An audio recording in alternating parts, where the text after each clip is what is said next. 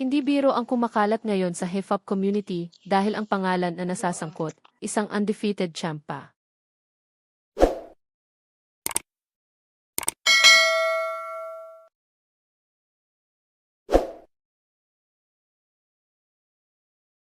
Isang babae ang biglang naglabas ng matinding kwento. Hindi raw siya agad nagsalita.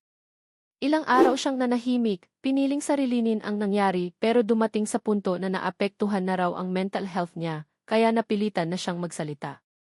Ayon sa kanya, mismong Simhot Thomas daw ang palihim na nag-message sa kanya sa Instagram. Hindi lang simpleng chat, may mga alok pa raw na magkita, mag-coffee, isa sa kotse, at tumambay sa bagong shop.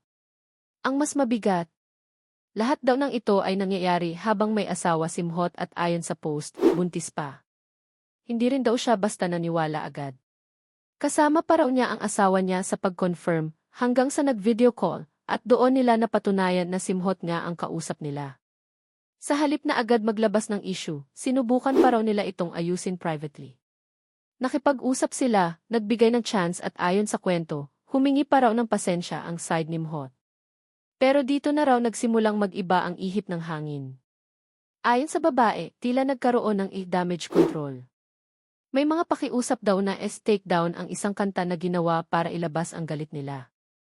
May mga dahilan na inilatag, kesyo manganganak na, kesyo kawawa ang pamilya, kesyo may sakit. Pero para sa kanya, hindi na raw sapat ang mga paliwanag na iyon. Dito na siya tuluyang napuno. Sa kanyang post, diretsahan niyang tinawag si Simhot at humingi ng accountability. Hindi raw niya obligasyon ang kapakanan ng pamilya nito, lalo na kung sa simula pa lang, may responsibilidad na itong pinabayaan. Hindi rin niya itinanggi na sinubukan niyang protektahan ang lahat, pero sa huli, napagod na rin siya. Ayon pa sa kanya, hindi raw lahat nadadaan sa pera, collab, o kahit anong alok. Hindi raw sila clout chaser kundi mga taong may tunay na pagmamahal sa hip-hop. At parang hindi pa doon natapos. May isa pang pangalan na nadamay, si Ram, na ayon sa babae, lalong nagpalala ng sitwasyon. Sa puntong iyon, tuluyan na raw siyang nagdesisyon na ilabas ang lahat, kahit alam niyang magiging kontrobersyal ito. Ngayon, hati ang opinyon ng netizens. May mga naniniwala, may mga nagdududa, at may mga naghihintay ng side ni Simhot. Pero isang bagay ang malinaw, malaki na ang impact ng isyung ito, hindi lang sa mga involved, kundi sa buong komunidad ng flip-top at hip-hop.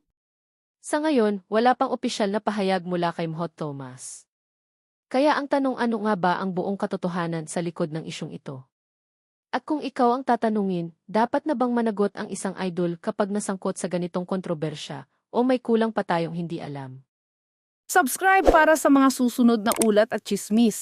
Click sana!